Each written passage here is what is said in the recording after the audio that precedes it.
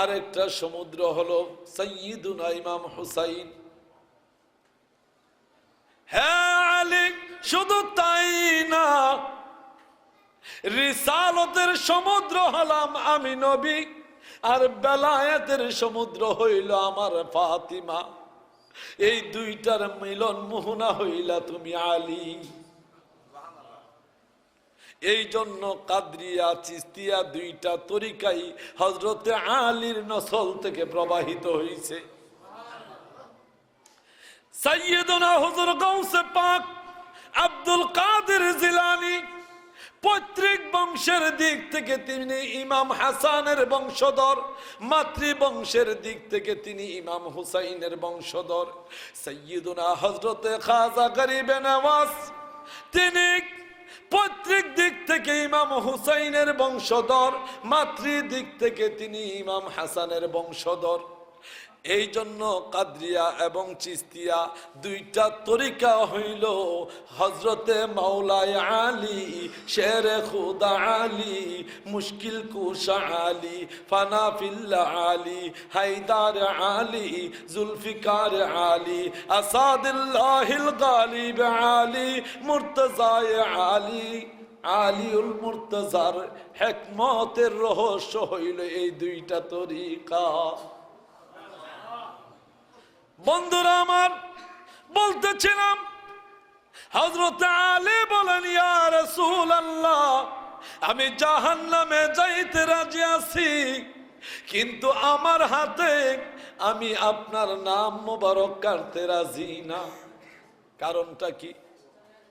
নবী গো, জাহান্নামে যাওয়াটা সহজ হবে, কিন্তু আপনি নবীজির নাম মোবারক কাটাটা তার চাইতে বেশি কঠিন। কারণ আপনি নবীর প্রেমে আমার আল্লাহ নিজে বেকারার। আমার আল্লাহ নবীর প্রেমে পইরা নবীজির নামে আজানের মধ্যে নবীজির নাম ফিট করে দিয়েছেন, ইকামতের মধ্যে নবীজির নাম ফিট করে দিয়েছেন। সমস্ত নবীগণকে আমার আল্লাহ নাম ধরে ধরে ডেকেছেন, কিন্তু আমার নবীর বেলায় আমার আল্লাহ সরাসরি নাম ধরে ডাকেন নাই। আমার নবীকে আমার আল্লাহ ডেকেছেন প্রেমের ভাষায়। কিসের ভাষায়?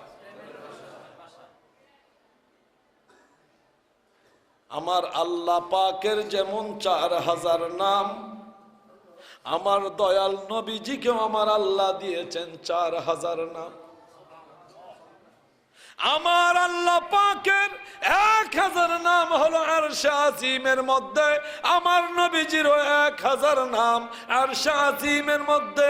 আমার আল্লাহ পাকের 1000 নাম আলমে মালাকুত ফেরেশতাদের জগতের মধ্যে, আমার নবীরও 1000 নাম আলমে মালাকুত ফেরেশতাদের জগতের মধ্যে। আমার আল্লাহর 1000 নাম আলমে আরওয়া রূহের জগতের মধ্যে, আমার নবীজির 1000 নাম আলমে আরওয়া রূহের জগতের মধ্যে। আমার আল্লাহর 300 নাম তৌরাতে, আমার নবীজিরও 300 নাম তৌরাতে। আমার আল্লাহর 300 নাম জবুরে, আমার নবীজিরও 300 নাম জবুরে। আমার আল্লাহর 300 নাম ইনজিলে, আমার নবীজিরও 300 নাম ইনজিলে। আমার আল্লাহর 100 নাম কোরআনে কারীমের মধ্যে, আমার নবীজিরও 100 নাম কোরআনে কারীমের মধ্যে। আল্লাহ পাকের নামগুলো যেমন কোরআনের মধ্যে আছে, ইয়া আল্লাহ, ইয়া রহমান, ইয়া রহিম, ইয়া মালিক, ইয়া মুমিন, ইয়া মুহাইমিন, ইয়া আজিজ, ইয়া জব্বার, ইয়া মুতাকাব্বির, ইয়া খালিক, ইয়া সত্তার, ইয়া ওয়াদুদ, ইয়া ওয়াহাব, ইয়া রাজ্জাক, ইয়া ফাত্তাহ, ইয়া আলিম, ইয়া কাবিদ, ইয়া বাসিত, ইয়া খাফিজ, ইয়া রাফি, ইয়া মুইজ, ইয়া মুযিল, ইয়া সামিউ, ইয়া বাসার, ইয়া হাকাম, ইয়া আদল, ইয়া লতিফ, ইয়া খবীর। আছে কি নাই? ঠিক তেমনি ভাবে আমার নবীজির নাম আমার আল্লাহ কোরআনে দিয়েছেন মুহাম্মাদুন, আহমাদুন, হামিদুন, মাহমুদুন, কাসিমুন, আকিবুন, ফাতিহুন, খাতিমুন, হাশিরুন, মাহিন, দাঈন সিরাজুন রশীদুন মুনীরুন বশীরুন নযীরুন হাদিন মাহদিন রাসূলুন নবিয়্যুন তোহা ইয়াসিন মুজাম্মিলুন মুদ্দাসিরুন মুজতবা মুখতারুন নাসিরুন মনসুরুন কাইমুন হাফিজুন শাহিদুন আদিলুন হাকিমুন নূরুন হুজ্জাতুন বুরহানুন আবতাহিয়ুন মুমিনুন মুতিউন মুযাক্কিরুন ওয়াইজুন আমিনুন সাদিকুন মুসাদ্দিকুন নাতিকুন সাহিবুন মক্কিয়ুন মাদানিয়ুন আরাবিয়ুন হাশিমিয়ুন তিহামিয়ুন হিজাজিয়ুন নাজারিয়ুন কুরাইশিয়ুন মুদারিয়ুন উম্মিয়ুন আজিজুন হারিসুন আলাইকুম রাউফুর রহিম ইয়াতীমুন গানিয়ুন জাওয়াদুন ফাত্তাহুন আলিমুন তাইয়্যিবুন তাহিরুন মুতাহহারুন খতীবুন ফাসিহুন সাইয়্যিদুন মুনতাকা ইমামুন বাররুন শাফিন মুতাওয়াসসিতুন সাবিকুন মুতাসাদ্দিকুন মুহতাদিয়ুন হাক্কুন মুবিনুন আউয়ালুন আখিরুন যাহিরুন বাতিনুন রহমাতুন মুহাল্লিলুন মুহাররিমুন আমিরুন নাহিন শাকুরুন করিবুন মুনিবুন মুবাল্লিগুন তাসিন মিম হাবিবুন أولى وصلى الله تعالى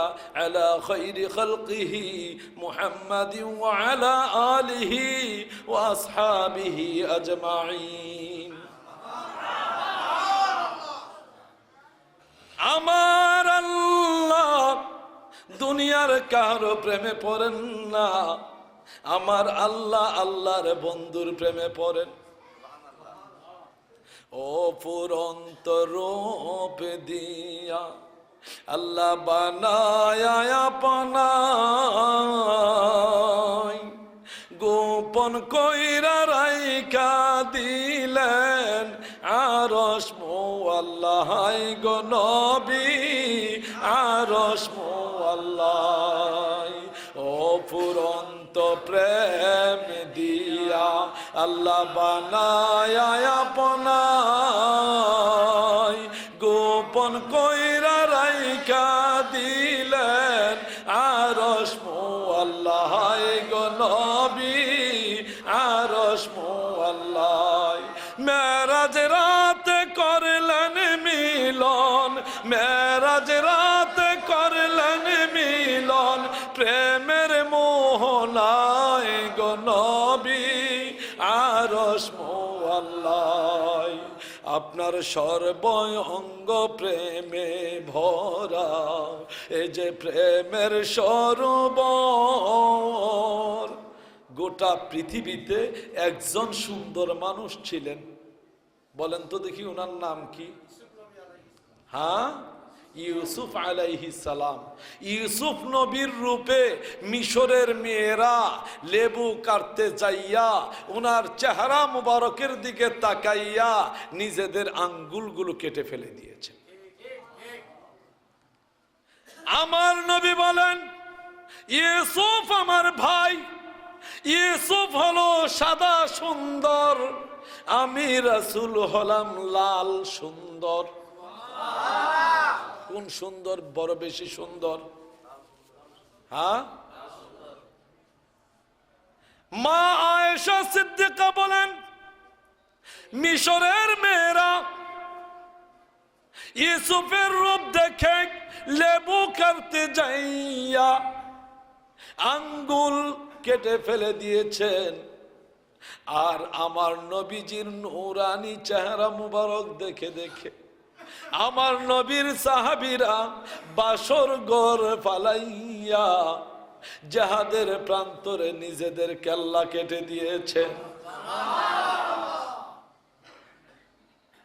হযরত আব্দুল্লাহ ইবনে রাওয়াহা নতুন বিয়ে করেছেন, বাসর ঘরের মধ্যে স্ত্রী ঢুকলেন। আব্দুল্লাহ গোড়া থেকে নেমে বাসর ঘরের মধ্যে এক কদম আর এক কদম বাহিরের মধ্যে,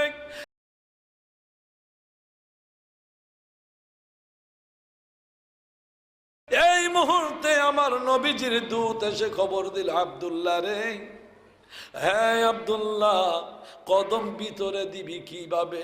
রাসূল তোরে খবর পাঠাইছে যাইতে হবে। হযরত আব্দুল্লাহ নতুন বিয়ের পোশাক পরে আমার নবীর দরবারে নববীতে হাজির হইলে আমার নবী ডেকে বললেন, সাহাবীরা শোনো, মুতার যুদ্ধ শুরু হইয়া যাচ্ছে। হ্যাঁ সাহাবীরা, তোমাদের সবাইকে মুতার যুদ্ধে যেতে হবে। এই মুতার যুদ্ধে প্রথম সেনাপতি থাকবে আমার পালক পুত্র যায়েদ ইবনে হারেসা। যদি যায়েদ ইবনে হারেসা শহীদ হয়ে যায় তাহলে দ্বিতীয় সেনাপতি হবে আমার চাচাতো ভাই হযরতে জাফর ইবনে আবি তালিব।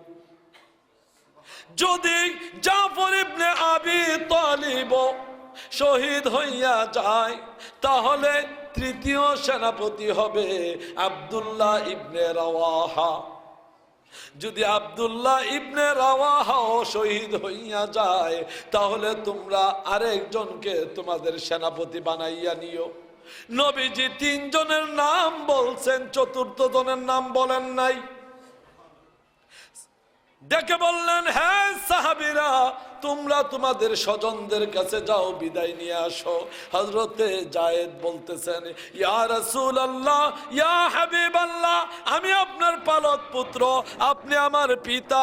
নবী গো, আমার তো যাওয়ার দরকার নাই, আপনার পিতাও এখানে, আমার মা আয়েশা সিদ্দিকাও এখানে। ইয়া রাসূলুল্লাহ, ইয়া হাবিবাল্লাহ, হ্যাঁ রাসূল, আমি এখানেই থাকলাম। হযরতে জাফর ইবনে আবি তালিব চলে গেলেন ওনার ঘরের মধ্যে, ওনার হুজরার মধ্যে যাইয়া ওনার স্ত্রীর কাছে বিদায় নিলেন।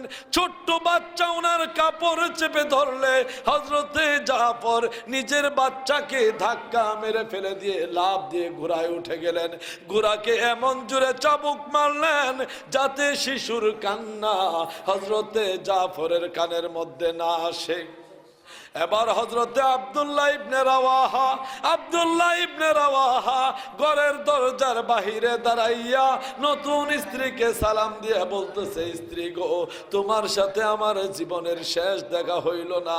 হ্যাঁ স্ত্রী, বিয়ে করে আনলাম, জীবনে তুমিও আমাকে দেখো নাই, আমিও তোমাকে দেখি নাই। হ্যাঁ বিবি, আমি বিদায় হইয়া যাচ্ছি গো, যুদ্ধের মাঠের মধ্যে আমি যাচ্ছি, নিশ্চিত আমি শহীদ হইয়া যাব। যেহেতু আল্লাহর হাবিবের জবানে আমাদের তিনজনের নাম ঘোষণা করা হয়েছে, হ্যাঁ বিবি, যায়েদ শহীদ হবে, জাফর শহীদ হবে, আমি আব্দুল্লাহ শহীদ হইয়া যাব। নবীর সাহাবীদের বিশ্বাস, নবীর জবানে যাহা বলে তাহা চির সত্য। আমার নবীজি ইলমে গায়েবের খবর জানে। একটা হলো আলিমুল গায়েব, আরেকটা হলো মুখবিরুল গায়েব। আলিমুল গায়েব শব্দের অর্থ হলো গায়েবের মালিক, গায়েবের স্রষ্টা। আমার আল্লাহ হলেন আলিমুল গায়েব, গায়েবের মালিক, গায়েবের স্রষ্টা। আমার নবী আলিমুল গায়েব না, আমার নবী হলেন মুখবিরুল গায়েব। এই গায়েবের খবর দাতা হলেন আমার নবীজি। নবী আল্লাহ যে তাই গায়েবে হইয়া প্রকাশ হইল আপনাতে, গায়েব কি আর থাকতে পারে সৃষ্টি জগতে, নবী সৃষ্টি জগতে। নবী আল্লাহ যে তাই গায়েবে হইয়া প্রকাশ হইলেন আপনাতে, গায়েব কি আর থাকতে পারে সৃষ্টি জগতে, নবী সৃষ্টি জগতে। সব গায়েবের বড় গায়েব আল্লাহ পরোয়ার, সে আল্লাহ হইলেন জাহের দিদারে আপনার। হইছেন কিনা? সব গায়েবের বড় গায়েব আল্লাহ পরোয়ার, সে আল্লাহ হইলেন জাহের দিদারে আপনার। আপনি গায়েবের খবর দাতা, আপনি গায়েবের খবর দাতা, খুদার হুকুমতে গায়েব কি আর থাকতে পারে সৃষ্টি জগতে, নবী সৃষ্টি জগতে।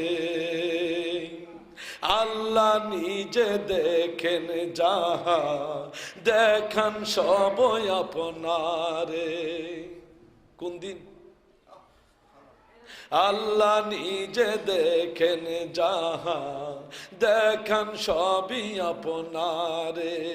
কুল কায়েনাত নয় তো গায়েব, নবী আপনার নজরে। জাহের বাতেন সকল কিছু, জাহের বাতেন সকল কিছু দেখান মেরাজ রাতে। গায়েব কি আর থাকতে পারে সৃষ্টি জগতে, নবী সৃষ্টি জগতে। মুনাফিকরা বোঝে না তো হাদিস কোরআন, তাই তো তারা জানে না তো গায়েবের বিধান। মুনাফিকরা বোঝে না তো হাদিস কোরআন, তাই তো তারা জানে না তো গায়েবের বিধান। আপনি নবী গায়েব হইয়া, আপনি নবী গায়েব হইয়া ছিলেন মেরাজ রাতে। মেরাজের রাত্রিতে কি নবীজি জাহের নাকি গায়েব? কি হুজুর কোন না কে? হ্যাঁ, ওখানে নবীর সুরত কি? ওটাই হলো নবীজির হাকিকি সুরত। সূরাতে আউয়াল মিনাল মক্কাতি ইলাল মুকদ্দাস, সূরাতে বাশারিয়া মানবীয় সূরত বাইতুল্লাহ থেকে বাইতুল মুকদ্দাস পর্যন্ত। আর সূরাতুস সানি দ্বিতীয় সূরত মিনাল মুকদ্দাস ইলা সিদরাতিল মুনতাহা। আর সূরাতুল মালাইকা ফেরেশতাদের সূরত। আর সূরাতুস সালিস মিনাস সিদরাতুল মুনতাহাতি ইলাল আরশিল আযীম, সূরাতে হাক্কিয়া, যেটার খবর একমাত্র আল্লাহ ছাড়া আর কেউ জানে না। ওইটার নামই হলো মুহাম্মাদুর রাসূলুল্লাহ সাল্লাল্লাহু আলাইহি ওয়াসাল্লাম, যেটার প্রেমে আল্লাহ পড়েছেন।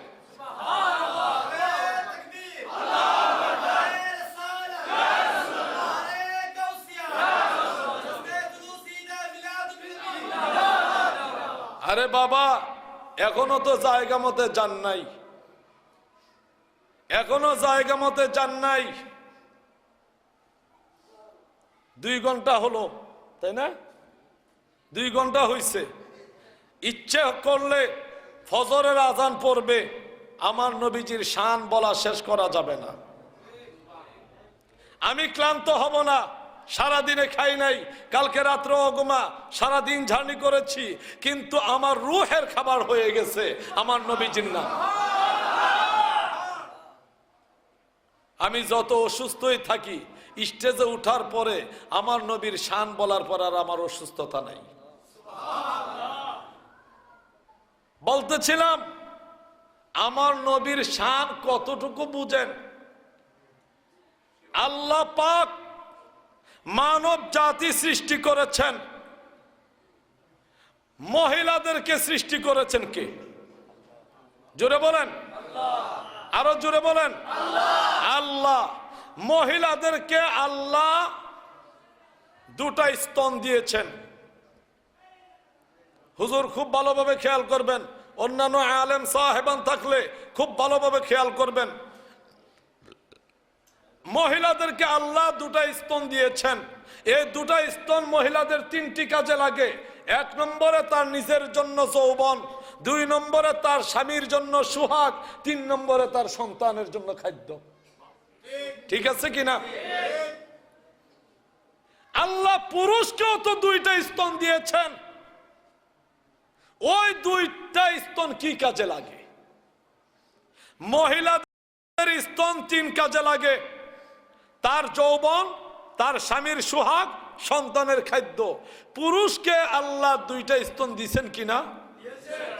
সেটা কি কাজে লাগে? জোরে বলেন।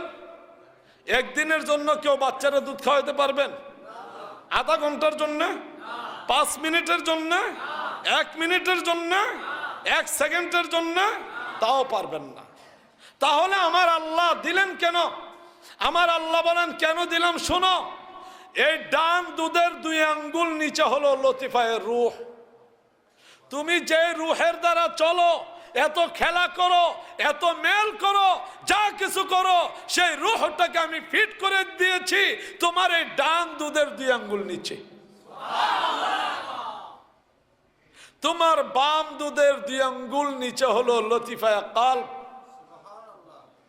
যে কালবের মধ্যে তোমার ইচ্ছা জাগে, মনের পিপাসা জাগে, মনের বাসনা জাগে, ওই কালব আমি আল্লাহ সৃষ্টি করে দিয়েছি তোমার বাম দুধের 2 আঙ্গুল নিচে।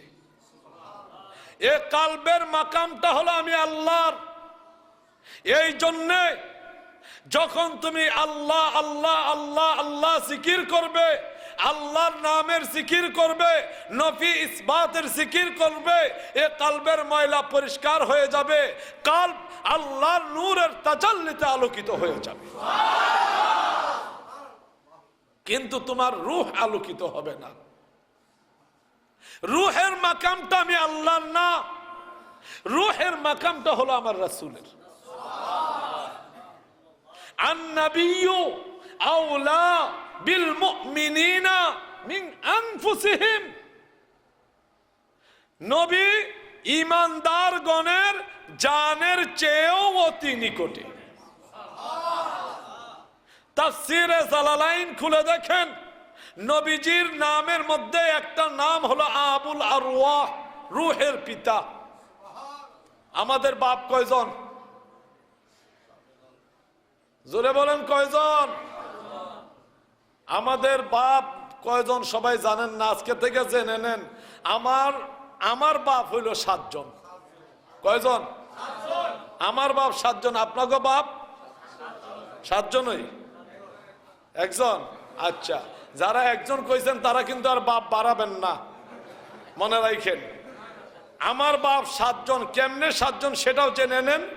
আমার 1 নম্বর বাপ আমার রূহের পিতা, আমার ঈমানের পিতা। রূহেরও পিতা, ঈমানেরও পিতা। তিনি হলেন নবী মুহাম্মদুর রাসূলুল্লাহ সাল্লাল্লাহু আলাইহি ওয়াসাল্লাম। তিনি হলেন আবুল আরওয়াহ, রূহের পিতা। 2 নম্বর আবুল বাশার, মানব জাতির পিতা, আদি পিতা হযরতে সাইয়্যিদুনা আদম আলাইহিস সালাম। বাপ কয়জন হইছে? 3 নম্বর সানিয়ে আদম, দ্বিতীয় আদি পিতা হযরতে নূহ নবী। নূহ নবীর সময় দুনিয়া প্লাবন হইয়া কিয়ামত হয়ে গেছে। নূহ নবীর নৌকার 72 জন থেকে আবার দুনিয়া নতুন কইরা গঠন হইছে। এই জন্য তিনি হলেন দ্বিতীয় আদম, সানি আদি পিতা। বাপ কয়জন? 3 জন। মিল্লাতা আবিকুম ইব্রাহিম ওয়া সাম্মাকুমুল মুসলিমিন। ইব্রাহিম ইমানদার গণের, মুসলমান গণের জাতির পিতা। বাপ কয়জন হলো? জন্মদাতা পিতা আবুল আইন, আবুল নফস। তিনি আইনি পিতা, নফসের পিতা। বলেন তো দেখি তিনি কে? হ্যাঁ, শ্বশুর মশাই। শ্বশুরকে কেউ বিয়াই বা তালুই ডাকেননি? হ্যাঁ, আপনার স্ত্রী যদি আপনার এই পিতাকে আইসা বলে যেন ভাই সাহেব নেন, আপনার জন্য গরম পানি করছে, আপনি মানবেন নি? হ্যাঁ, আপনি যাই সেরা আপনার শ্বশুরে বলতে পারবেন নি যেন বিয়াই লন দুইজনে মিলে কেন খায় লই, কি ডাকবেন? জোরে বলুন, কিতা ডাকেন? এটাকে বলা হয় আবুল আইন, অর্থাৎ আইনি ভাবে তিনি পিতা, আইনি ভাবে তিনি পিতা। আবুন নফস, নফসের পিতা। যেহেতু ওনার স্ত্রীর সাথে বা কন্যার সাথে আমার সাথে কিসের সম্পর্ক? নফসের সম্পর্ক। এই জন্য তিনি হলেন 6 নম্বর পিতা। 7 নম্বর পিতা হলো ইলমুত তারিকা, ইলমুত তাসাউফের যিনি শিক্ষাদাতা, উনি হলেন তাসাউফের পিতা, রূহের পিতা। তিনি হলেন আমাকে ঈমানের পথ প্রদর্শনের পিতা। এই জন্য আমরা হক্কানি পীর ও মুর্শিদকে, ওলি আল্লাহকে বাবা ডাকি। কি ডাকি? অনেকে কয় খাজা বাবারে বাবা ডাকেন, খাজা বাবার কাছে কি মা বিয়ে দিছেন নাকি? না রে বাবা, খাজা বাবার কাছে মা বিয়ে দেই নাই। খাজা বাবার স্ত্রীরা আমাকে এমনিতেই মা। নবীর কাছেও আমাকে মা বিয়ে দেই নাই। নবীর স্ত্রীগণ এমনিতেই উম্মাহাতুল মুমিনিন। বলেন নবীর বিবিগণ আমাদের কি? জোরে বলুন কি? আন-নাবিয়্যু আওলা বিল মুমিনিনা মিন আনফুসিহিম ওয়া আজওয়াজুহুম ওয়া উম্মাহাতুহুম। নবীর বিবিগণ হলেন তোমাদের মা, মুমিনগণের মা। একমাত্র কমিন ছাড়া বাবি ডাকার চিন্তা কেউ করতে পারে না। তাহলে নবীকে বাবা ডাকি, মা উনার স্ত্রীগণ। খাজা বাবাকে বাবা ডাকি, উনার স্ত্রীগণ আমাদের মা। এখন এই কথার কোনো যৌক্তিক কারণ নাই যেন তুমি পীরের বাবা ডাকো, পীরের কাছে কি মা বিয়ে দিছনি? তাহলে এবার আমি পাল্টায় প্রশ্নটা করে ফেলি কাউন্সিলর মহোদয়ের সামনে, জবাবটা আমি পাল্টা চাই। 1 বছর পরে হলে 1 বছর, 10 বছর পরে হলে 10 বছর পর, অথবা যদি আমি বেঁচে না থাকি আমার কবরও হইলো লিখা দিয়ে আসবেন, অসুবিধা নাই। সেটা হলো আপনি যে শ্বশুরকে আব্বা ডাকেন, শ্বশুরের কাছে কি মা বিয়ে দিছেন কিনা?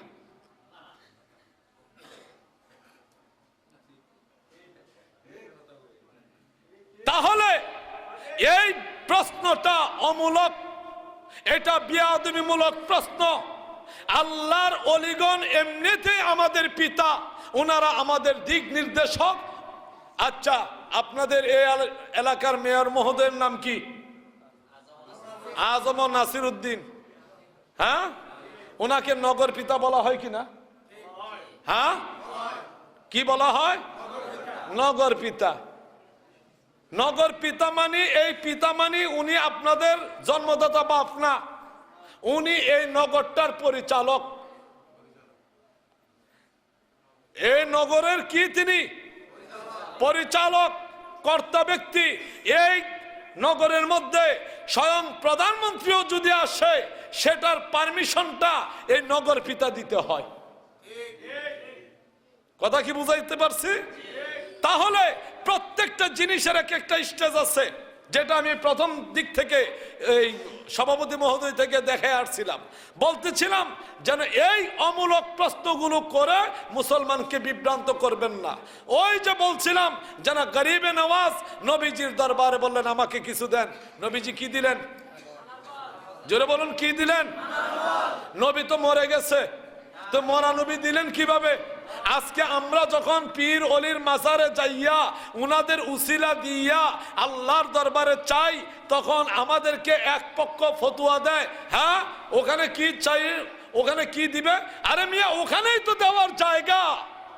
ওনারা অলি আল্লাহ, আল্লাহর বন্ধু। কার বন্ধু?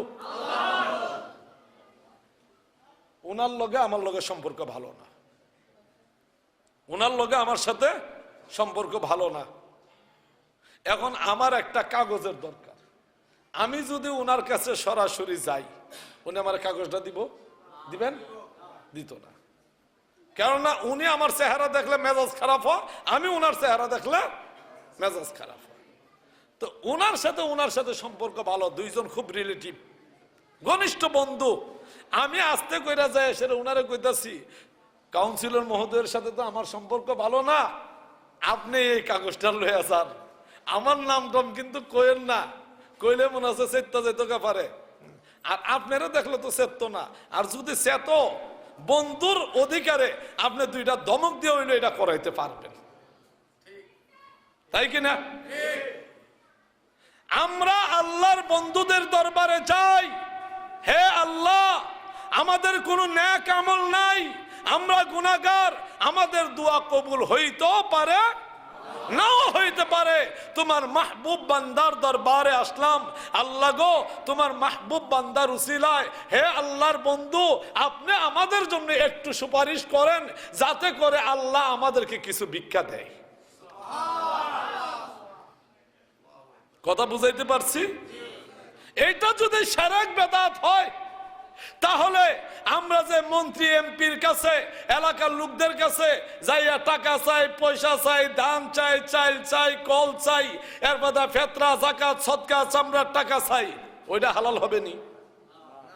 হ্যাঁ, বুঝতে হবে একটা হলো রাসূলুল্লাহ, একটা হলো ওলি আল্লাহ, একটা হলো শাইরুল্লাহ, একটা হলো গায়রুল্লাহ। কয়টা হইছে? জোরে বলুন। রাসূলুল্লাহ আল্লাহর রাসূল, স্বয়ং আল্লাহ যার শিক্ষক, স্বয়ং আল্লাহ যার প্রেমে বিভোর, তিনি হলেন রাসূলুল্লাহ। স্বয়ং রাসূল যাদের শিক্ষক, যারা রাসূলের প্রেমে বিভোর, তারা হয় ওলি আল্লাহ। রাসূলের হাত যে সমস্ত বস্তু বা স্থানের উপরে লেগেছে সেইগুলো হলো শাইরুল্লাহ। এখানে হাজী সাহেব আছেন নি কেউ? যারা যারা হাজী সাহেব আছেন হাত তুলেন। হাজী সাহেবদের সংখ্যা বাড়লে আমার ওয়াজ বাড়বো আলহামদুলিল্লাহ। আমি বলবো আপনারা আমাকে সাপোর্ট করবেন, সত্য হলে সাপোর্ট করবেন, মিথ্যা হলে সাপোর্ট করার দরকার নাই। ওই যে আরবের মধ্যে একটা পাহাড় আছে গারে হেরার, গারে হেরাটা যে জায়গায়, ওই পাহাড়টার নাম হলো জাবালে নূর। আপনারা কয় কেজি করে নূর আনছেন হাজী সাহেবরা বলেন তো দেখি? হ্যাঁ, আনছেন নি? আনেন নাই? ওটা পাথরের পাহাড়। কিসের পাহাড়? জোরে বলুন, কিসের পাহাড়? পাথরের পাহাড়। নাম কি? জাবালে নূর। কারণ ওখানে 3 নূরের সমন্বয় করছে। এক নূর জিব্রাইল, এক নূর কুরআন, আর সকল নূরের মূল হলেন আমার রাসূল। এই 3 নূরের মিলন মোহনা করছে ওই জায়গায়। বেলে হুজুর অন্য জায়গায় তো কোরআন নাজিল হইছে, ওইগুলোর নাম জাবালে নূর হইল না, এই জায়গার নাম হইল কেন? কারণ হলো এর আগে কোনো শরীয়ত ছিল না, এর আগে ছিল শুধু মারিফাত। কি ছিল? মারিফাত হলো শরীয়তের জন্মদাতা। বুঝাইতে পারতেছি? মারিফাত হলো শরীয়তের জন্মদাতা। আমার রাসূল ওই পাহাড়ের গর্তের মধ্যে, গারে হেরার মধ্যে ধ্যানমগ্ন থাকতেন। ধ্যানমগ্ন মানে মুরাকাবা। মুরাকাবা এটা শরীয়তে হয় না, মুরাকাবা এটা হয় ধ্যান। ধ্যানটা হয় মারিফতের যুগে। কিসের যুগে? মারিফতের যুগে। মারিফতের যুগে আমার রাসূল ধ্যান করলেন, মুরাকাবা করলেন। ওই অবস্থার ভিতরে ওই জায়গার মধ্যে কোরআনে কারীম নাজিল হলো, ওহী নাজিল হলো, আহকামে শরীয়ত আসলো। এই থেকে শুরু হলো শরীয়তের বিধান দুনিয়াতে। সেই দিন থেকে, যেই দিন থেকে কোরআন নাজিল শুরু, এই 40 বছর কোরআন নাই, শরীয়ত নাই, ইলমে মারিফত আছে, নবীজির হাকিকত আছে। কথা কি বুঝাইতে পারতেছি? কোরআন নাই, শরীয়ত নাই, কিন্তু আমার নবীজির হাকিকত আছে, ইলমে মারিফত আছে। যেই 40 বছর পূর্ণ হলো, কোরআনে কারীম নাজিল হলো, এখন থেকে শুরু হলো ঈমানের দাওয়াত। কিসের দাওয়াত? জোরে বলুন, কিসের দাওয়াত? ঈমানের দাওয়াত। এটার নাম হলো তাবলীগ। এই জন্য যদি কেউ বলে যেন আহলে সুন্নাত ওয়াল জামাতের লোকেরা তাবলীগ বিরোধী, আমি বলবো আপনি মিথ্যা কথা বলেছেন। আমরা তাবলীগ বিরোধী নই। তাবলীগ করা ঈমানদারের জন্য ফরজ। তাবলীগ করা ঈমানদারের জন্য কি? জোরে বলুন, কি ফরজ? আমার রাসূল সেই দিন থেকে ঈমানের, আমার রাসূল সেই দিন থেকে ঈমানের দাওয়াত দেওয়া শুরু করলেন। কিসের দাওয়াত? ঈমানের। বিধর্মীর কাছে ঈমানের দাওয়াত দেওয়ার নাম হলো তাবলীগ। আর যারা কালিমা পড়ে ঈমানদার হয়ে যায় তাদেরকে ধর্মের আনুষঙ্গিক বিষয়াবলী শিক্ষা দেওয়ার নাম হলো তালিম। বিধর্মীর কাছে ধর্মের দাওয়াত দেওয়ার নাম হলো কথা বলেন না কেন আপনারা? তাবলীগ। আর যিনারা ধর্ম গ্রহণ করেছেন উনাদেরকে ধর্মীয় বিষয়াবলী শিক্ষা দেওয়ার নাম হলো তালিম। তাহলে আমরা তাবলীগ বিরোধী নই, তাবলীগ করো ফরজ, তালিম করো ফরজ। এই জন্য নবীজি বলেছেন তলাবুল ইলমি ফরিদাতুন আলা কুল্লি মুসলিমিন ওয়া মুসলিমা। ইলমে দ্বীন শিক্ষা করা প্রত্যেকটা মুসলমান নর নারীর উপরে কি ফরজ। এখন আসেন, আমার রাসূল, আওয়াজ কম হচ্ছে, আমার রাসূল টানা 12 বছর ঈমানের দাওয়াত দিলেন। কিসের দাওয়াত? নামাজ টামাজ নাই, নামাজের বিধান নাই, আমলের বিধান নাই, দাওয়াত শুধু একটা, কি? আমি মুসলমান হব কিন্তু আমার এই কেতকুতানির নিচে আমি মূর্তি রাখবো। নবীজি বললেন আচ্ছা ঠিক আছে রাখিস, আগে কালিমা পড়। আমি মুসলমান হব কিন্তু আমি ও কাজ মেলায় যাওয়া বন্ধ করব না। আমার নবীকে আচ্ছা ঠিক আছে বন্ধ করিস না, তবু কালিমা পড়। আমি মুসলমান হব কিন্তু গলার মধ্যে যে পইতা এটা কিন্তু ফালাবো না। আমার নবী বললেন আচ্ছা ঠিক আছে ওটাও ফালানোর দরকার নাই, তুই এটাও রাখ, তবু কালিমা পড়। আচ্ছা ঠিক আছে আমি কিন্তু 5 ওয়াক্ত নামাজ পড়বো না, 2 ওয়াক্ত নামাজ পড়বো। আমার নবী বললেন আচ্ছা ঠিক আছে তুই 2 ওয়াক্তই পড়িস, তবু কালিমা পড়। দাওয়াত কিসের? জোরে বলুন কিসের? ঈমানের 12 বছর পরে, ঈমানের 12 বছর পরে শুরু হইল নামাজের হুকুম। ঈমানের 15 বছর পরে শুরু হইল রোজা এবং যাকাতের হুকুম। ঈমানের 23 বছর পরে, 22 বছর পরে শুরু হইল হজের হুকুম।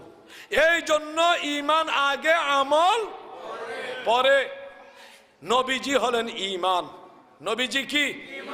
নবীজি কি? ঈমান। আজকে নবীকে নিয়ে টানাটানির কোনো কারণ নাই। নবী ঈমান, এটাই বড় প্রশ্ন। নবীজি কি মুমিন নাকি ঈমান? যদি নবী মুমিন হয় তাহলে নবীর বিবিগণ আমাদের ভাবি লাগে। কি লাগবে? কুল্লু মুসলিমিনা ইখওয়াতুন, প্রত্যেক মুসলমান কি ভাই ভাই। তো ভাইয়ের বউ কি লাগে? ভাবি। তো নবী যদি মুমিন হন তাহলে নবীর স্ত্রীগণ আমাদের কি লাগবে? আল্লাহ কি বলছেন? আল্লাহ কি বলছেন? মা। তাহলে নবীজি আমাদের মতো মুমিন নন, তিনি হলেন ঈমান। নবীজি কি? এখন ঈমান যদি মাটির তৈয়ার হয় তাহলে নবী মাটি। কথা বুঝেন নাই? নবীজি মুমিন নাকি ঈমান? ঈমান। এখন ঈমান যদি নূর হয় তাহলে নবী নূর। ঈমান যদি মাটি হয় তাহলে নবী মাটি। এখন প্রশ্ন, ঈমান কি মাটি নাকি নূর? হ্যাঁ, কেমনে নূর? আসেন প্রমাণটা দেখে ফেলি। উজু করিনি আমরা? হ্যাঁ, উজুর দোয়া পড়িনি? বিসমিল্লাহিল আলিয়্যিল আলহামদুলিল্লাহি আলা আল ইসলামু আল কুফরু আল ইসলামু, আল ইসলামু মাটি, অল কুফরু জুলমা। আল ইসলামু, আল ইসলামু, ইসলাম বা মানা মুহাম্মাদুর রাসূলুল্লাহ সাল্লাল্লাহু আলাইহি ওয়াসাল্লাম। নবীজি হলেন ইসলাম। কোরআন ইসলাম না, কোরআন হলো ইসলামের ধর্মগ্রন্থ। নবীজি ইসলাম, কোরআন হলো ইসলামের ধর্মগ্রন্থ। কোরআন বিধান দেয়, কোরআনের মধ্যে বিধানগুলো লেখা থাকে, সেই বিধানগুলো বাস্তবায়ন করেন নবীজি। কে? নবীজি। এই ধর্মকে মেনে, ইসলামকে মেনে আমরা ইমানদার মুসলমান। কাকে মেনে? কাকে? নবীজিকে। নবীজি ইসলাম, নবীজি ইমান, নবীজিকে মেনেই আমরা হলাম মুমিন মুসলমান। এখন আল ইসলাম নূরুন অল কুফরু জুলমা। তাহলে এখানে মাটি বললেন না কেন? যেহেতু ঈমান নূর, নবী নূর, ইসলাম নূর, কুরআন নূর, নবী নূর, যেহেতু হাকিকতে নবীজি হলেন সাহিবুল কুরআন। কথা বুঝাইতে পারছি? লাস্ট আমার ওয়াজের ফিনিশিং এ চলে আসতেছি, আর আধা ঘন্টার ভেতরে আমি শেষ করে দেব। সেটা হলো আমাদের মধ্যে ওই যে ডান দুধের 2 আঙ্গুল নিচে কি আছে? হয় নাই? ডান দুধের এই ম্যাপ মনে রাখবেন, এই ম্যাপ ভুলে গেলে আপনার জমি শয়তান দখল দিবে। আমি ম্যাপের স্কেচটা এঁকে দিয়ে যাই, ম্যাপের স্কেচ এঁকে দিয়ে যাচ্ছি, আপনারা এটা খেয়াল রাখবেন। যদি এই ম্যাপ হারিয়ে ফেলেন, ভুলে যান, তাহলে নিশ্চিত থাকেন যেন ইবলিস আপনার এই দেহ জমি দখল করবেই। ডান দুধের 2 আঙ্গুল নিচে হলো লতিফায়ে রূহ, বাম দুধের 2 আঙ্গুল নিচে হলো লতিফায়ে কালব। 2 দুধের মধ্যখানে এই বুকের করা বরাবর হলো লতিফায়ে সের। এই সেরের ব্যাখ্যা দিতে গেলে আরো সময় লেগে যাবে। আল্লাহ ওই যে আদম নবীকে বানাইলেন মাটি দিয়া, কি দিয়া? আপ, আতশ, খাক, বাত, আগুন, পানি, মাটি, বাতাস। বডিটা বানাইছে, খাঁচাটা বানাইছে, পিঞ্জিরাটা বানাইছে।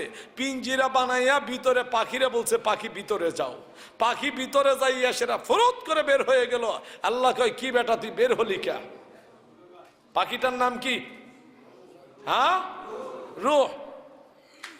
পাখিরে বলতেছে তুই বের হলি কে? আল্লাহ ভিতরে অন্ধকার। ভিতরে ঢোক। আবার গেছে ভেতরে, আবার বের হয়ে গেছে। আল্লাহ কয় আবার বের হয়ে গেলে কারণ কি? আল্লাহ ভিতরে যে অন্ধকার, সাপ, বিচ্ছু, ইঁদুর, বাদুর, কত কিছু থাকতে পারে। আল্লাহ এই অন্ধকারে আমার থাকা সম্ভব না। আল্লাহ কয় তাহলে কি করতে হবে? আল্লাহ একটা লাইটের ব্যবস্থা করো। কয়টা লাইট? একটা লাইট। আল্লাহ কয় তাই? বলে হ্যাঁ, ওয়েট এন্ড সি, অপেক্ষা করো। আল্লাহ আলমে এই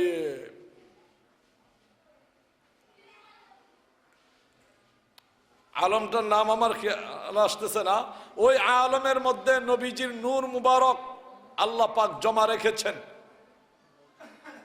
ওই আলম থেকে ফেরেশতাদেরকে দিয়া ওই নূর মুবারক এনে, ফেরেশতাদেরকে নন, আল্লাহ পাক নিজ কুদরতের দ্বারা আলমে ইয়াকিন, ওই আলমের নাম, যে আলমের মধ্যে নবীজির নূর মুবারক ফেরেশতাদের দ্বারা বেষ্টিত ছিল, সেটার নাম হলো আলমে ইয়াকিন।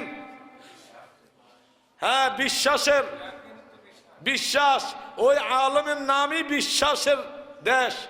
আলম কয়টা জানেন না? কেউ বলে যেন 18,000 মাখলুকাত, 80,000 আলম। না বাবা, আলমের পরিমাণ যে কত সেটা আপনি আমি কেউ জানি না। লিয়াকুনা লিল আলামিনা নাযীরা, আলহামদুলিল্লাহি রাব্বিল আলামিন। আল্লাহ যত আলমের জন্য রব, ওমা আরসালনাকা ইল্লা রাহমাতাল লিল আলামিন। আমার নবীজি তত আলমের জন্য রহমত। আল্লাহ যত দিনের জন্য রব, আমার নবীজি তত দিনের জন্যই রহমত। এখন আলম কতগুলো, এই আলম কতগুলো? আল্লাহ জিব্রাইলকে বানাইলেন, জিব্রাইলের পাখা হইল 600। কতগুলো? আপনাদের ঘুমে ধরে গেছে? হ্যাঁ, দোয়া করে ফেলি। আমি কিন্তু আপনাদেরকে বোঝানোর জন্য ওয়াজ করতেছি, শোনানোর জন্য না। শোনানোর জন্য হইলে তো আমি কাহিনী অন্যভাবে বলতাম। আমার কথা হলো আপনাদের মেমোরিতে এমন কিছু থিওরি রেখে যাওয়া যাতে কিয়ামত পর্যন্ত ওই বদমাইশ খবিসের বাচ্চা ইবলিস এবং ওই ইবলিসের অনুচরেরা আপনাদের ঈমান চুরি করতে না পারে। মসজিদে জুতা চুরি হয়নি? হ্যাঁ, প্রায় মসজিদের মধ্যে জুতা রাখার জন্য বক্স দেওয়া থাকে। হ্যাঁ, আবার লেখাও থাকে জুতা চুর থেকে সাবধান। জুতা চুর কি গায়ের মধ্যে স্টিকার লাগাই আসে যেন আমি চোর? হ্যাঁ, উনি আমার মতো হুজুর। দরা খাইলে চোর, না খাইলে হুজুর। দরা খাইলে চোর, না খাইলে হুজুর। তাহলে মুসল্লির বেশে জুতা চোর আসে। আপনি যখন পড়েন সুবহান রাব্বিয়াল আলা, জুতা চোর কয় কোন জুতাটি বালা? বলেন সত্য কিনা? জুতা চোর যেমন মুসল্লির বেশে আসে, ঈমান চোর মুসল্লির বেশেই। আমার মেয়ে 2.5 থেকে 3 বছর বয়স। আমার ওয়াইফ আমারে বলতেছে, আপনি একটা কাজ করবেন? আমি বললাম কি? কত টাকাই তো নষ্ট হয়, আমাদের একটাই মেয়ে, আপনি ওরে একটা কানের রিং বানিয়ে দেন। তো আমি 4 আনা ওজনের রিং বানাই দিলাম তার 2 কানের মধ্যে। তো প্রতিদিন আমার ঢাকার বাসায় বিভিন্ন জায়গা থেকে ভক্ত মুরিদানরা আসে যায়। এখন আমার মেয়ে দেখে, পুরুষ লোক গেলে তো মুখটুক খোলা অবস্থায় যায়, মহিলারা গেলে তো নেকাপ টেকাপ পরে পর্দা করে যায়। এখন মেয়ের বয়স তো ছোট, 2.5-3, সে তো আর এত কিছু মার করতে পারে না। একদিন আমি দুপুরে খাইতে বসছি, সে যায় আমাকে জামা টানতেছে, এই আব্বু, এই আব্বু, ওই আব্বু। আমি কি হয়েছে? ওই আপুটা আসছে। আমি কোন আপু? ওই যে চোখ বাঁধা। তো চোখ বাঁধা তো কত মহিলাই আসে, ওই যে লম্বা আপু। এখন আমি না বুঝে আচ্ছা আচ্ছা আচ্ছা ঠিক আছে, কই তোমার আপু কই? আমার জন্য মজা আনতে গেছে। এই যে দেখো আমাকে 2টা টাকাও দিছে। আমার এই যে রিং গুলো নিয়ে গেছে, বলছে আমার জন্য আরো সুন্দর জিনিস। আমি বুঝলাম এটা একবারেই গেছে। 2 টাকা দিয়া মজার লুপ দেখাইয়া আমার মেয়ের কানের রিং নিয়ে গেছে। ঠিক তদ্রূপ এই ঈমান চোর বাটপারেরা আপনাগরে সোয়াবের রসগোল্লা দেখাইয়া আপনাদের অন্তর থেকে নবীর প্রেম, ওলিদের প্রতি আদব এগুলো দূরে সরাইয়া দিবে। কথা কি বুঝাইতে পারছি? সবচাইতে বড় নেককার ব্যক্তির নাম ইবলিস। হুজুর বলেন ঠিক কিনা? সবচেয়ে বড় নেককারের নাম, সোয়াব বেশি কামাই করছে। এই জন্য আমার নবী সতর্ক করছে, আখলিস দীনাকা ইয়াকফিকাল আমালুল কালিল। হে আমার উম্মত, এত নেক লাগবে না, সোয়াব কম করো, ঈমানটাকে খাঁটি রাখো। অল্প আমল তোমার নাজাতের জন্য যথেষ্ট হয়ে যায়। কারণ ইন্নী লা আখাফু ইলাইকুম আন তুশরিকু বিল্লাহ, আমার উম্মতেরা যারা আমাকে ভালোবাসে তারা কোনোদিন শিরক করবে না। আর এই জন্য আমি রাসূল আমার উম্মতের দ্বারা শিরকের কোনো ভয়ও করি না। ইন্না শিরকা লাযুলমুন আযীম, শিরক সবচেয়ে মারাত্মক পাপ। তো আমার উম্মত যেহেতু শিরক করবে না, অন্য গুনাহ যাই করুক ওইগুলো আমি রাসূল দুইয়া মুচ্ছা শেষ করে ফেলবো। যেহেতু শাফাআতি লি আহলিল কাবাইর উম্মতি ফি ইয়াউমিল কিয়ামা, আমার উম্মতের মধ্যে বড় বড় গুনাহগার যারা হবে, বড় বড় গুনাহগার। আপনাদের চট্টগ্রামের মধ্যে ছোট ছোট জাহাজ আই, এই যে সমুদ্রের জাহাজগুলো সব ছোট ছোট না? হ্যাঁ, আর এই খাল দিয়ে বড় বড় জাহাজ যায়। হ্যাঁ, খাল দিয়ে যায় কি বড় বড় জাহাজ? সমুদ্রে ছোট ছোট নৌকা, ওটা কি বড় বড় জাহাজ? বড় বড় জাহাজ। আমার নবী বলেন শাফাআতি, আমি শাফাআত করব লি আহলিল কাবাইরি উম্মতি, আমার উম্মতের মধ্যে বড় বড় গুনাহগার যেগুলো, ছোট গুনাহগার কেনা। ইয়া রাসূলুল্লাহ, তাহলে ছোট গুনাহগার গুলোর শাফাআত করবে কে? ছোট গুনাহগার গুলোকে শাফাআত করার জন্য আমার হাসান আছে, হুসাইন আছে, আলী আছে, ফাতেমা আছে, আব্দুল কাদের জিলানী আছে, খাজা মঈনুদ্দিন চিশতি আছে, নায়েবে রাসূলরা আছে, ওলি আল্লাহরা আছে, তাগরে রেখে দিছি। ছোট ছোট নৌকা লইয়া তোরা খালি লোক পার করতে থাক, আর বড় যে সব আমার জাহাজে। কথা কি বুঝাইতে পারছি?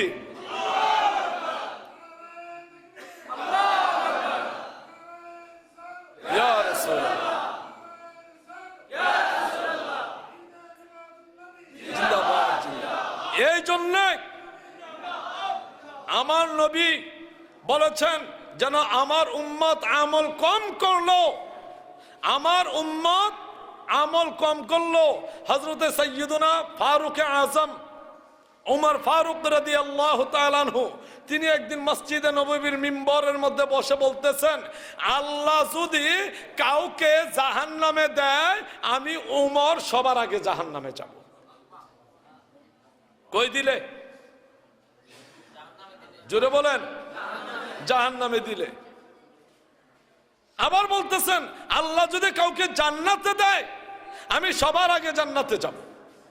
সাহাবায়ে কেরাম বলল, হে আমিরুল মুমিনিন, আপনি এটা কি বলতেছেন? আল্লাহ যদি কাউকে জান্নাতে দেয়, আপনি সবার আগে জান্নাতে যাবেন, আল্লাহ যদি কাউকে জাহান্নামে দেয়, আপনি সবার আগে জাহান্নামে যাবেন, এটা কিভাবে? তিনি বললেন, আল্লাহ যদি আমলের হিসাব করে, তাহলে আমি উমর সবার আগে জাহান্নামী হয়ে যাব। যেহেতু আমি আমার জীবনের বেশিরভাগ সময় কুফুরের মধ্যে কাটাইছি, আমার দ্বারা এত নেক আমল করা সম্ভব নয় যে আমল দ্বারা আমি আল্লাহকে খুশি করতে পারবো। আর যদি আমার আল্লাহ ঈমানের হিসাব নেন, তাহলে আমি ওমর নিশ্চিত যেন আমি জান্নাত সবার আগে পাবো। যেহেতু আমি কালিমা পড়ে মুসলমান হয়ে আমার নবীর ইজ্জত রক্ষা করতে যাইয়া আমার নিজের তলোয়ার দিয়া আমার নিজের পিতা খাত্তাবকে আমি হত্যা করেছি।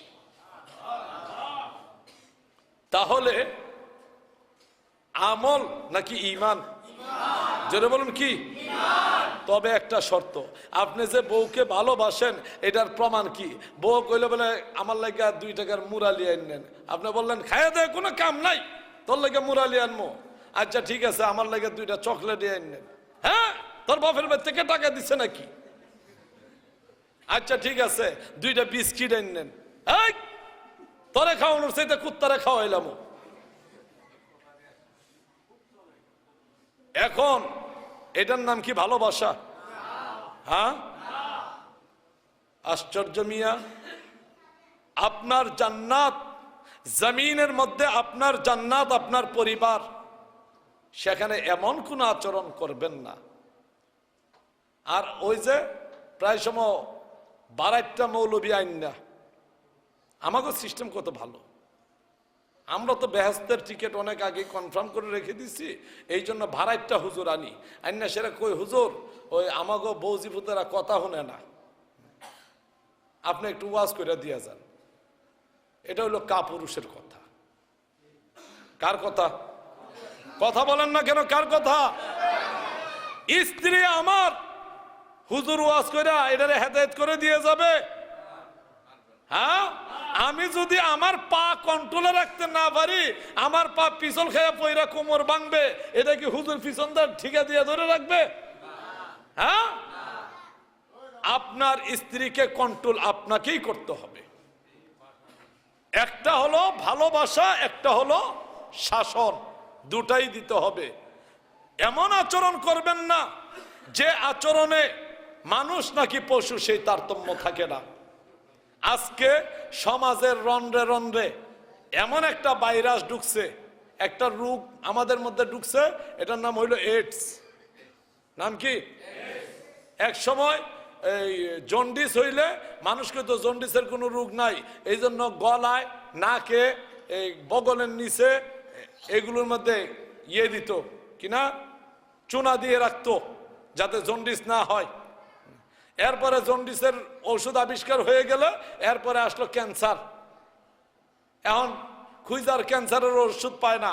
যখন ক্যান্সারের ওষুধ আবিষ্কার হয়ে গেছে, আল্লাহকে দ্বারা আরেকটা নতুন রেডিমেড তৈরি করে রাখছি, তো ওটাও পাঠাই দিলাম, ওটার নাম এইডস। এখন ওটারও ওষুধ নাই। আবার ইদানিং আস্তে আস্তে ওই কমলার সুলা থেকে এখন এইডসের মেডিসিন আবিষ্কার হচ্ছে। এটা বের হবে, আল্লাহ আরেকটা নতুন পাঠাবে।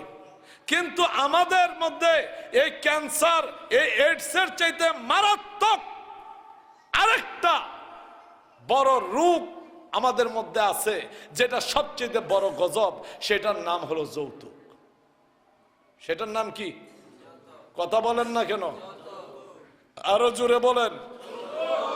আপনি যত বড় ক্ষমতাশালী হন, হুজুর হন, ফিসাব হন, মন্ত্রী হন, এমপি হন, যদি যৌতুক নিয়ে ছেলে বিয়ে করান, নিজে বিয়ে করেন, তাহলে বউ যে আপনার মাথায় পা রাইখা মাঝে মধ্যে উজু করে না, এটাই বড় অন্যায় করে। আপনি তার হক আদায় করবেন। মোহরানা বিয়ের শর্ত তিনটি: ইজাব, কবুল, সাক্ষী, মোহরানা। এই তিনটা শর্ত। সে আপনার কাছে যৌবন বিক্রি করছে, মোহরানা সে প্রাপ্য, কিন্তু আপনি তার থেকে টাকা নিচ্ছেন কিভাবে? এক নম্বর হলো এটা। নাম্বার দুই, এই কাপুরুষদেরকে তো মহিলারা জুতা মারে। এই কাপুরুষদেরকে মহিলারা জুতা মারে। আমি মা বোনদেরকে বলবো, আরো জুতা মারো, কোনো বিচার নাই। বিচার হলে ওটার লাইবিলিটি আমার। দুই নম্বর, 10 লাখ, 15 লাখ, 20 লাখ টাকা কাবিন ধরে বাসর ঘরের মধ্যে যাইয়া সেরা কেমন নাখান্দা, কেমন নালায়েক, কতটুকু কমজোর কাপুরুষ, সে যাইয়া সেরা কয়, আমারে চান নাকি আপনি টাকা চান? এই বিক্ষোভ, তোর যদি সামর্থ্য না থাকে তুই বিয়ে করলি কেন? তুই রোজা রাখতি, এত বড় 420 গিরি আল্লাহর সাথে করস। আল্লাহ বলেন, ওমাকারু ওমাকার আল্লাহ আল্লাহু খায়রুল মাকিরিন। এই মোহরানার বিধান করে দিয়েছি আমি আল্লাহ। তুই তো তাকে প্রতারণা করস নাই, আমি আল্লাহকে প্রতারণা করছস। তুই মনে করছস যেন তাকে ঠকাইছস। না, ও আল্লাহ হ্যাঁ তো আমার মাফ করে দিছে। আরে বেটা, বাইন্দা পিডাইলে সবারই কিল হজম হয়। এই মহিলা তো কবুল কইয়া ঠেকায় পড়ছে। এখন তুমি ভিতরে যাইয়া সেরা একটা সুন্দর সাজানো নাটক লাগাই দিছো, আমাকে চান নাকি টাকা চান? আমার রাসূল বলেন, যতটুকু মোহরানা তুমি আদায় করতে পারবে ততটুকু মোহরানা ধরো। এর অতিরিক্ত মোহরানা ধার্য করা সম্পূর্ণরূপে হারাম। যদি মোহরানা আদায় না করেন, তাহলে স্ত্রীর সাথে মেলামেশা করা আপনার জন্য হারাম। আমার কথা কি বুঝছেন? ওই হুজুরদের ফতোয়ায় কাজ হবে না। চট্টগ্রাম যেমন সমুদ্রের এলাকা, চট্টগ্রাম আলেমদের এলেমেরও সমুদ্রের এলাকা। আমি ওই সমুদ্রের মধ্যে বৈশাই, আমি ডিঙ্গি নৌকার মাঝি এই কথাগুলো বলে যাচ্ছি। কেননা হক কথা কিছু কিছু জায়গায় গোপন রাখা হয়, আমি রাখতে রাজি না। আল্লাহ বলেন, ওয়ালা তালবিসুল হাক্কা বিল বাতিলি ওয়া তাকতুমুল হাক্কা ওয়া আনতুম তাআলামুন। তোমরা সত্যের সাথে মিথ্যাকে মিশাইয়া দিও না এবং জেনে শুনে সত্য কথা গোপন কইরো না। আজকে যদি ইমাম সাহেব হুজুর এইভাবে কথা বলতে যা, তাহলে এই মসজিদ কমিটির সভাপতি, নাইলে সেক্রেটারি সাহেব, নাইলে ক্যাশিয়ার সাহেব কইব, হুজুর সামনাসামনি তো কইতো না, ফোন কইরা কইব, হুজুর বুঝছি তো আপনি এই ওয়াজটা আমার লাগে করছেন, আমার ছেলেরা যে বিয়ে করাইছিলাম, আরেকদিন যদি এই ধরনের ওয়াজ করেন তাহলে আপনার চাকরি কিন্তু নকাও।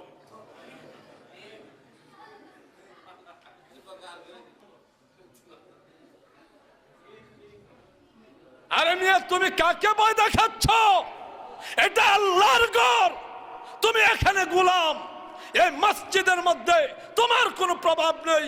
তুমি যদি মৃত্যুর সময় তোমার লাশ সামনে রেখে এই ইমামকে দিয়া বলতে হয় 2 টাকার এই মুন্সি সাহেব, এই 2 টাকার মুন্সি সাহেবকে সামনে দিয়া বলতে হচ্ছে ইকতাদাইতু বিহাযাল ইমাম। মুসলিম জীবনের সবচাইতে গুরুত্বপূর্ণ ইবাদত হলো নামাজ।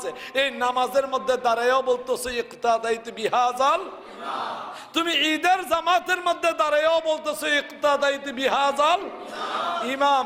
তো সেই ইমামকে তুমি যে ধমক দাও, তোমারও তো বোঝা উচিত যেন জায়গা মতো গেলে তোমারও পাওয়ার কিন্তু ল্যাপস হবে। হবে কিনা? জোরে বলুন, হবে কিনা?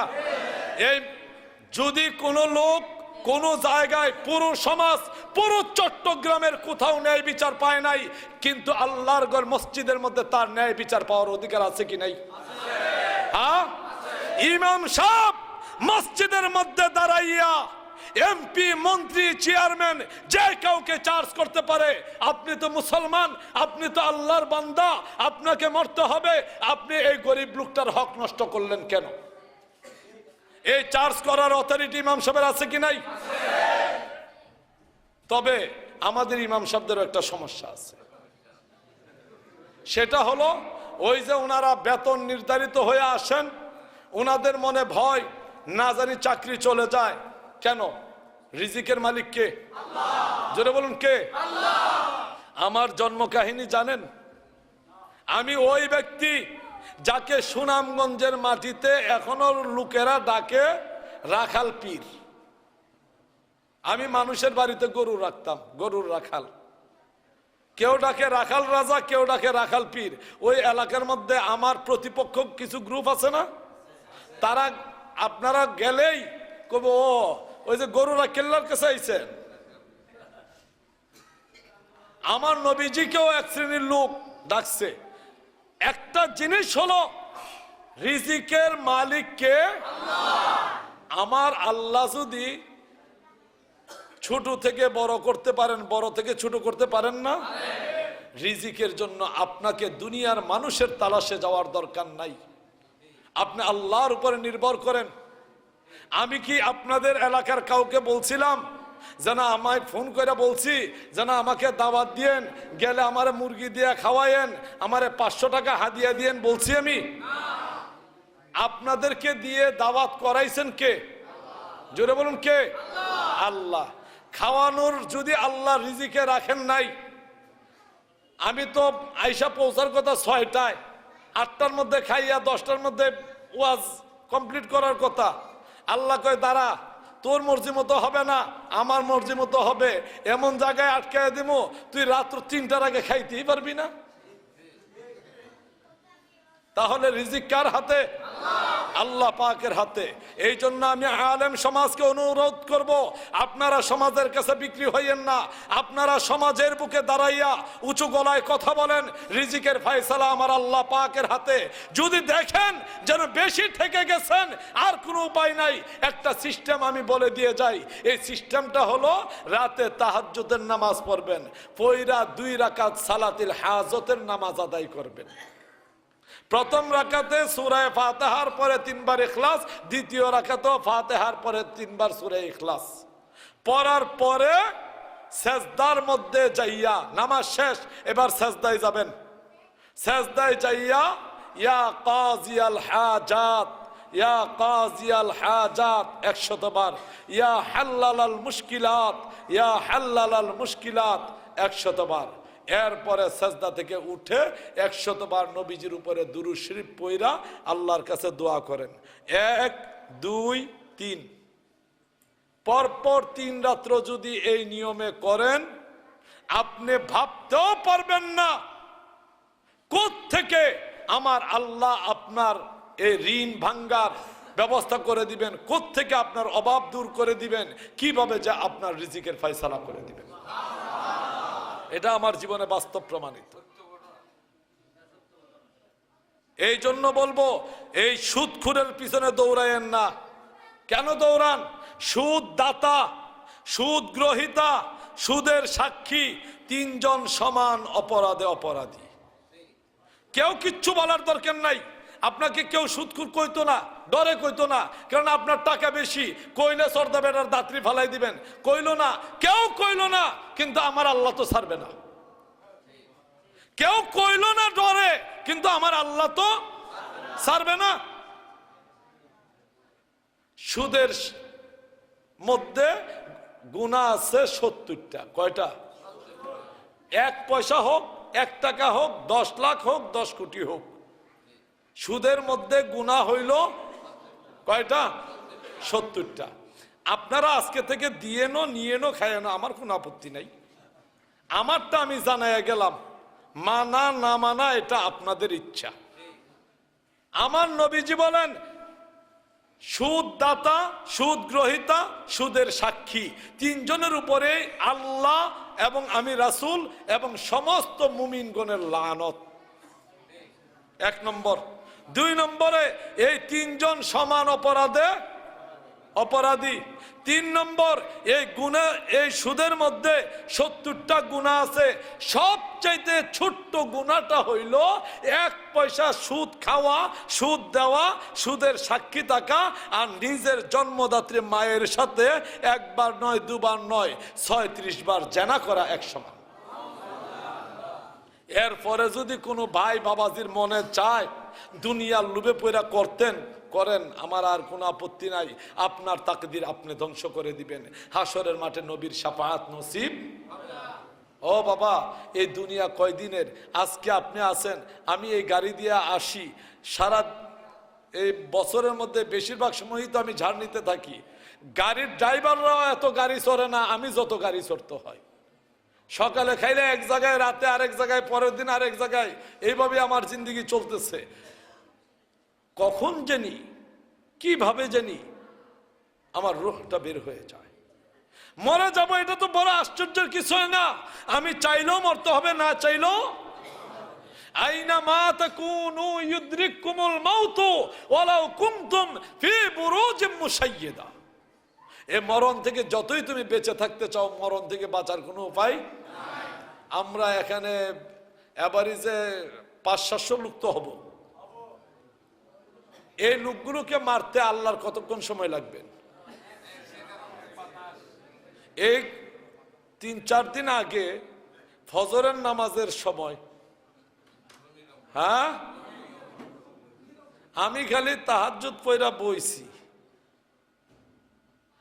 ঠিক ওই মুহূর্তে দেখি আমার পুরো বিল্ডিং ঘুরতেছে। আর যদি খালি, এটা তো 13 সেকেন্ড নাকি 14 সেকেন্ড ছিল, আচ্ছা, যদি খালি এটা 1 মিনিট হোল্ড করত, হ্যাঁ, এ মসজিদ এটা ভাঙ্গা এই মুহূর্তে আমাগরে জিন্দা কবর দিতে আল্লাহর কতক্ষণ সময় লাগবে? আপনি রাত্রের বেলা ঘুমাই রইছেন, কি আরামে ঘুমাইছেন, ফ্যান ছাইরা ঘুমাইছেন, আল্লাহ ফ্যানের হুকুম করছে, শোন গেছ ফ্যান কর, ঠিক আছে, আমিও ছুটলাম। সুইটটা চলন্ত ফ্যান আপনার কেল্লায় পড়ে, এটা 2 ভাগ হয় কিনা? বাবা, এখনো সময় আছে। 1 পয়সার জন্য কোটি কোটি টাকার সম্পদ ধ্বংস করে দিয়েন না, এটা বোকামি। দুনিয়ার ক্ষণ হায়াতে জিন্দিগির জন্য অনন্তকালীন আখিরাতকে ধ্বংস করে দিয়েন না। আমি আব্দুল কাইয়ুম যত ওয়াজ নসিহত করি, আমার লাখ লাখ মুরিদ আছে, যত কিছুই থাকুক, আমি যখন মারা গেলাম আমার মুরিদানরা সবাই মিল্লা স্বর্ণ দিয়ে আমার কবরের উপরে বাধাই করলো। ভিতরে আমার আল্লাহ আমার সাথে কি আচরণ করবে সেটা কি আমি জানি? জানি না। মরণকে ভয় নয়, বরং ভয় করো মরণের পরে কবরে তোমার সাথে কি আচরণ করা হবে। মরণের পরে কবরে তোমাকে যে সওয়াল করা হবে তার জবাব তুমি দিতে পারবে কিনা। ভয় করো মিজানের মধ্যে তোমার আমল নামার অবস্থা কি হবে। ভয় করো হাসরের মাঠে তুমি আল্লাহ পাকের সামনে দাঁড়াবে কোন মুখ নিয়া। ভয় করো পুল ছেড়া তুমি পার হবে কিভাবে। ভয় করো নবীজি তোমাকে গোলাম বলে স্বীকার করবেন কিনা। এটা তোমার ভয় করা উচিত। তুমি কিসের ভয় করতেছো? যেটাকে আঁকড়ে ধরার দরকার ওটাকে ছেড়ে দিচ্ছ, যেটাকে ফেলে দেওয়ার দরকার ওটাকে কামড়ে খাচ্ছ। এটা কোন বিষয়? আজকে রাত্রে আমি আব্দুল কাইয়ুম মারা গেলাম, আসলাম মাহফিল করতে। আমার ওয়াইফ আমার বাচ্চারা বসে আছে। আমার বাড়িতে নতুন আরেকটা বিল্ডিং এর কাজে হাত দিছি। ইন্ডিয়া থেকে সুন্নি আলেমরা আসবেন, আমার এখানে মেহমান হবেন ওনারা ডক্টর গোলাম সামদানি সাহেব, আব্দুল আলিম রজিবি, হাফেজ আব্দুল হালিম রেজবি, মাইমুর কাদিরি, ওনারা আমার এখানে বেড়াইতে আসবেন। এই জন্য আমি তাড়াতাড়ি করে একটা বিল্ডিং নতুন করে করতেছি, যাতে ওনাদেরকে আমি আপ্যায়ন করতে পারি। সব রেডি, কালকে এখান থেকে রওনা দেব। আমার আল্লাহ বললেন আর যাওয়ার পথ।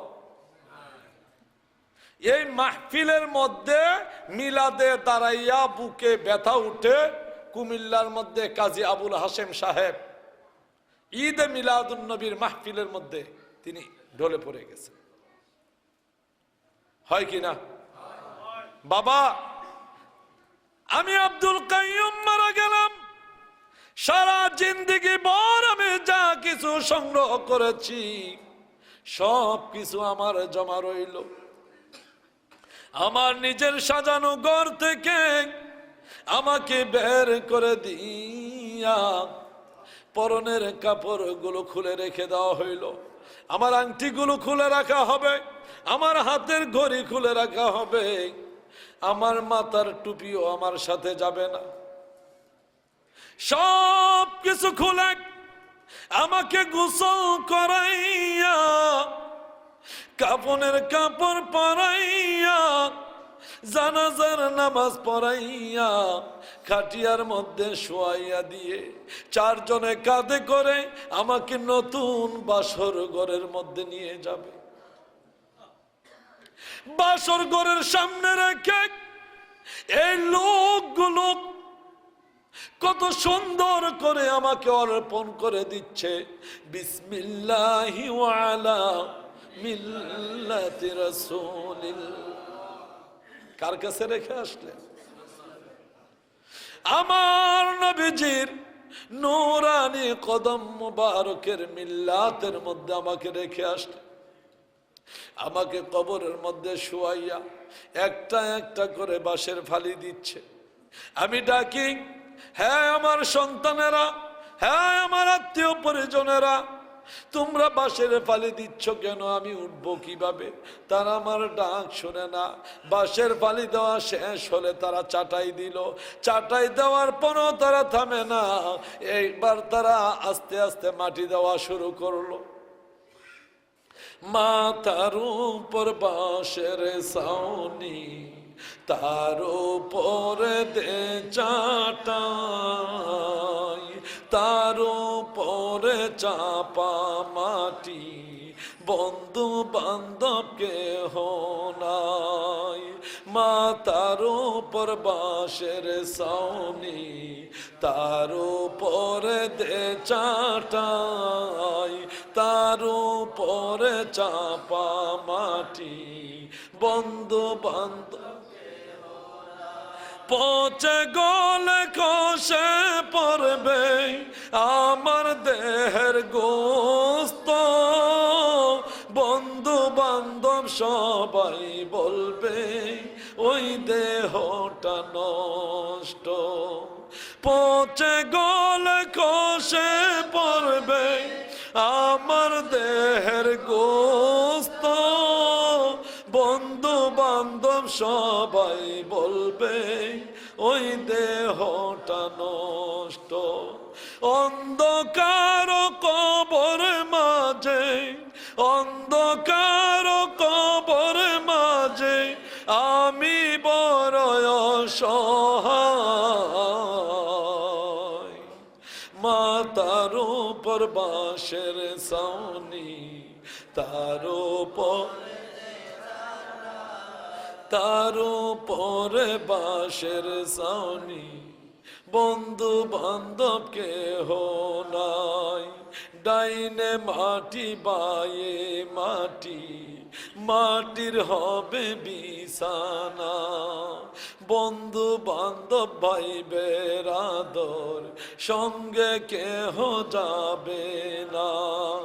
ডাইনে মাটি বায়ে মাটি, মাটির হবে বিছানা, ভাই বেরাদর পুত্র স্বজন সঙ্গে কেহ যাবে না।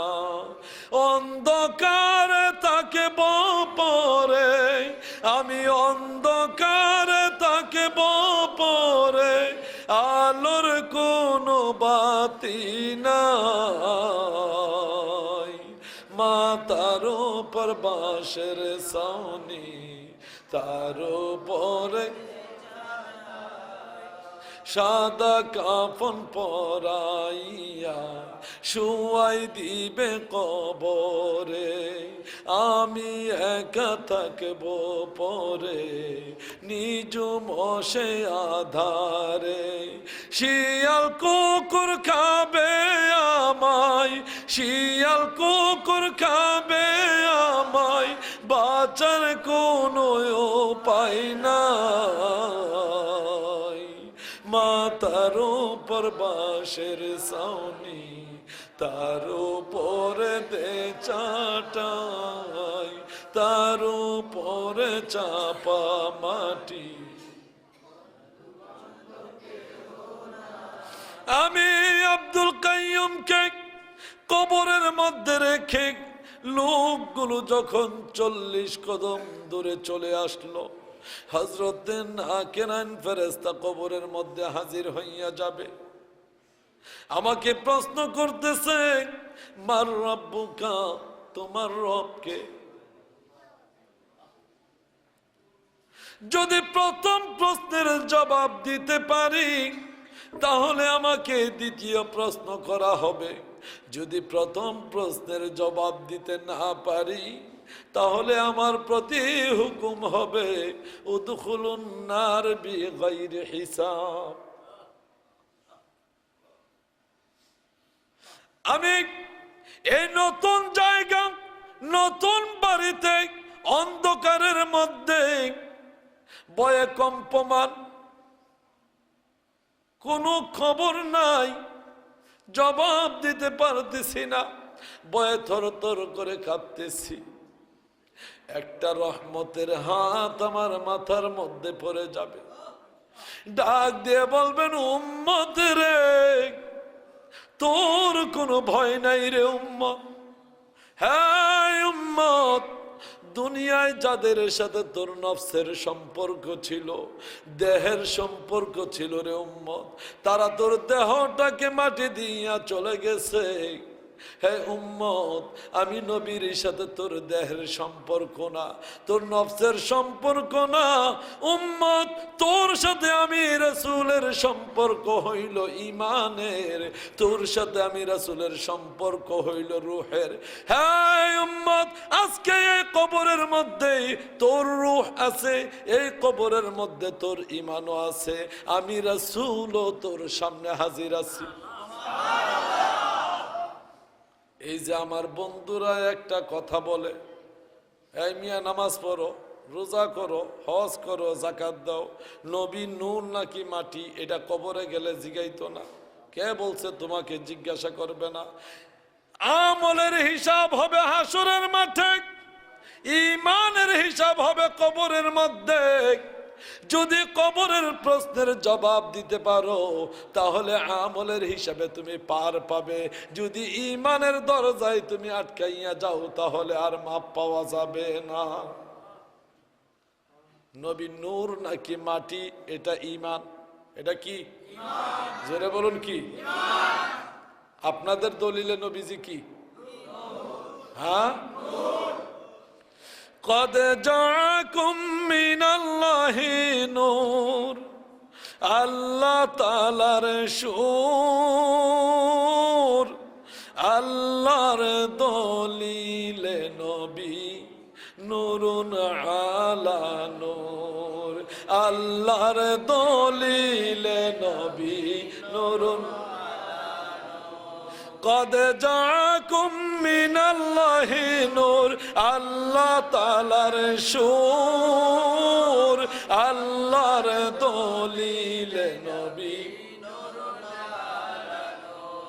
সূরতে বশর নবী হাকিকতে নূর খলাকতু মুহাম্মাদান মিন নূরি ওয়াজহি হয়াছে মাশহুর। হুজুর দলিলটা ঠিক আছে নি? সূরতে বশর নবী হাকিকতে নূর খলাকতু মুহাম্মাদান মিন নূরি ওয়াজহি হয়াছে মাশহুর। নবীজিকে মাটির বলা, নবীজিকে মাটির বলা বিয়াদবি ভরপুর। আল্লাহর দলিলে নবী নূরুন আলা নূর, আল্লাহর দলিলে নবী। নবী যদি মাটির হইতেন মেরাজ হইতো মিছে, মেরাজ যদি মিথ্যে হইতো নামাজ আসতো কিসে? আর কোনো দলিলের দরকার নেই, একটাই যথেষ্ট। নবী যদি মাটির হইতেন মেরাজ হইতো মিছে, মেরাজ যদি মিথ্যে হইতো